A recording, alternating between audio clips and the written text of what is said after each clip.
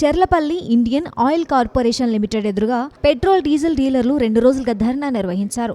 Transport ఛార్జీలను తక్కువ చేయాలని, డీలర్లకు కమిషన్ పెంచాలని డిమాండ్ చేశారు. లేనిచో 5వ తారీఖు నుండి దేశవ్యాప్తంగా పెట్రోల్ బంకుల బంద్ నిర్వహిస్తామని Raju oil Indian petrol bunk association joint secretary హెచ్చరించారు. లేని పక్షంలో దేశవ్యాప్తంగా పెట్రోల్ లారీలను నిలిపివేస్తామని తెలిపారు. 3 మరియు 4 తేదీల్లో దేశవ్యాప్తంగా మొత్తం పెట్రోల్ పంపు డీలర్లు అందరూ కూడా కలిసి నో పర్చేస్ అనగా పెట్రోల్ డీజిల్ కొనుగోలు ఆపేశాం.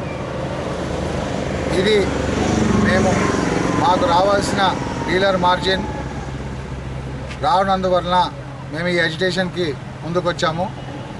ఇవాళ ఇంకా కూడా ఆయిల్ కంపెనీల ద్వారా కానీ గవర్నమెంట్ ద్వారా కానీ ఎలాంటి నిర్దేశాలు మాకు ఇంకా రాలేవు.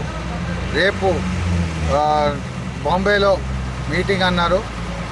ఆ మీటింగ్లో కూడా మాకు సరి అయిన వాగ్దానాలు రానకపోని ఎడల 5వ తారీఖు సాయంకాలం 6 గంటల నుంచి